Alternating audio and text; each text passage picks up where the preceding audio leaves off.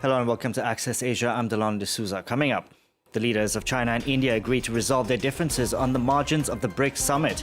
The apparent thaw between the nuclear-armed powers comes after the two sides announced steps had been taken to resolve a border dispute. And Seoul says it won't sit idly after reports emerge North Korea is sending troops to Russia. South Korea mulling direct arms transfers to Kyiv. But first, the leaders of China and India held their first round of bilateral talks in 5 years. The face-to-face meeting between Xi Jinping and Narendra Modi took place on the sidelines of the BRICS summit in Russia. It also came days after Beijing and New Delhi announced a border accord aimed at ending a standoff that's lasted 4 years. We can now bring in Leo McGuinn to talk more about this. Leo, good to see you. Just how significant was this face-to-face meeting? As you say, Delano, Chinese President Xi Jinping and Indian Prime Minister Narendra Modi holding a bilateral meeting for the first time in 5 years. Both sides talked rather positively about the other during the recent BRICS meeting. According to Chinese state media, Xi agreed that the two sides should resolve any existing differences and they should communicate and cooperate more. On the other side, this is what Indian PM Narendra Modi had to say. आपसे मिलकर खुशी है और जैसा आपने कहा It is a pleasure to meet you. As you mentioned, this is our first formal meeting in 5 years. हमारा मानना है कि Bharat We believe that the importance of the relationship between India and China is crucial, हमारे लोगों के लिए ही नहीं लेकिन not just for our people, but also for global peace, stability, and progress. प्रगति के लिए भी हमारे संबंध बहुत अहम है. So that agreement that you mentioned, Delano, is to de-escalate border tension. And it certainly is a big deal. In the short term, on a practical basis, it just means that there'll be an agreement in place for soldiers from both sides to patrol their shared border. But the bigger picture is a lot more interesting. Many see this as the start of closer ties between the two countries. Previously, tensions have been very high between the two. In particular, New Delhi had tightened restrictions on Chinese investments. They banned TikTok in the country. There's no direct flights between the two. So why now? Well, business relations likely the key incentive. China has long been one of India's top two trading partners, along with the United States. In the last 2 years, it was actually India's biggest trading partner. So what was the source of the tensions in the first place? Well, there's a long history of tension between these two countries. Since Indian independence, in the truth, they fought the Indo-China War back in the 60s. And the tensions really came to a head in June 2020 when both sides clashed and led to deaths of soldiers, from Chinese soldiers and Indian soldiers. And the dispute all centres around the 3,000-kilometre long border between the two countries. Both sides claim various parts of their border. You can see on the map here the two largest disputed territories. So there's Acces in the north, where the fighting took place in 2020. That's currently controlled by China, but claimed by India. Then there's Arunachal Pradesh, a huge area actually of 90,000 square kilometres that's controlled by India. But China referred to it on their maps as South Tibet, something which has really irritated New Delhi in the past. And how is this apparent thaw, which we saw in Russia, being received respectively in China and in India? As you'd expect, it is big news in both countries. It made the front page of nearly every daily in India. But it's not necessarily a triumphant tone. They don't believe that the nations are suddenly going to become best friends. And indeed, the reaction in India is more sort of, well, actually, this should have happened a long time ago. They're critical of what they call China's hardline patrolling of the border in the first place. So many in the Indian press actually say this is just a return to the status quo. The way it's being reported in China's People Daily, which is the party's official paper, is slightly different. They report the meeting as having great significance long term. So the tone coming from China certainly differs. They see this perhaps the first step in a much stronger relationship moving forward between India and China. Okay, Leo, thank you very much for that, Leo McGuinn there. Washington and Seoul say there's evidence North Korea has dispatched troops to Russia. Some 3,000 soldiers are expected to join the war in Ukraine. South Korea's spy chief says the troops are being trained to use equipment including drones. If Pyongyang ends up sending troops to the battlefield, it could be the first time a third country puts boots on the ground in Ukraine. For more, we can bring in Hazel Smith, professor at the Center of Korean Studies at SOAS. Thank you so much for joining us here on France 24. What does Pyongyang gain by sending its troops to fight for Russia? The main gain for North Korea is economic. North Korea, as many of your viewers will know, is the most sanctioned country on earth. From UN sanctions. Almost all its exports are banned and have been since 2017. And many of the imports that it requires simply to keep the economy going, including agriculture, are also banned. Over the period since the implementation of sanctions in 2017, and combined with the COVID border closures in North Korea, it closed its border for 2 years to stop COVID coming into the country. This has meant the economy, which was always poor, has tanked. North Korea is, according to the World Bank, one of the poorest countries in the world.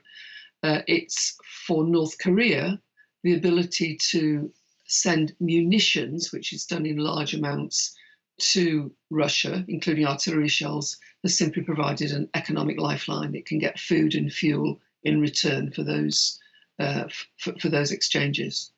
So you mentioned North Korea sending over artillery shells. We also have reports that missiles have been sent. And if these reports prove true, that they are sending troops, it would seem that the country is very involved in the conflict, in Russia's invasion of Ukraine. Well, I think we need to disaggregate what it means when we say they're sending troops.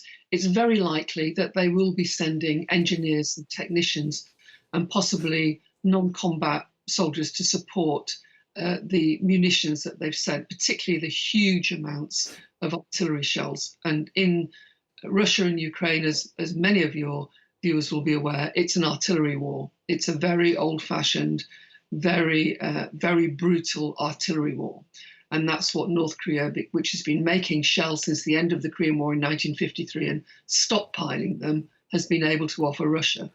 In terms of troops, the various numbers that we're seeing coming from South Korean intelligence say from anything from 1,500 to 10,000. If it's 1,500, that looks to me more like support troops with these munitions. And the other point is that so far, what the South Korean intelligence is saying is that these troops seem to have gone over the border from North Korea into the Vladivostok area, which is 9,000 kilometers from Ukraine, from the war. So it remains to be seen how many of those will end up in the European part of Russia. Again, many of your viewers will know that Russia is a huge country geographically, but the area which borders North Korea, which is about 15 kilometers in the very far east, is very sparsely populated. And it's the area where we see these videos that South Korean intelligence are distributing look like that they're coming from there. Could it also mean that North Korea wants help down the line with its nuclear weapons technology? North Korea started to develop its nuclear and missile program way back in the 1990s. It was first sanctioned for that program in 2006. It hasn't; those sanctions haven't prevented it from developing its nuclear and missile program.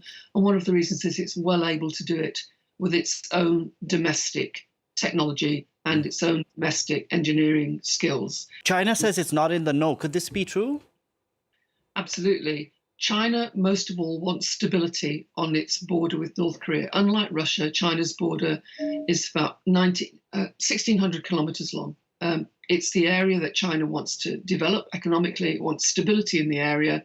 China also wants to maintain good relationships with the West because its model of economic growth is still based upon trade with the West. And of course, any disruption to that caused by the Russia-Ukraine war is not something it's going to support, and it's certainly not going to support North Korea expanding its presence in terms of developing military alliances with Russia. Now, Seoul says it's mulling sending weapons directly to Kyiv, direct arms sales to Kyiv.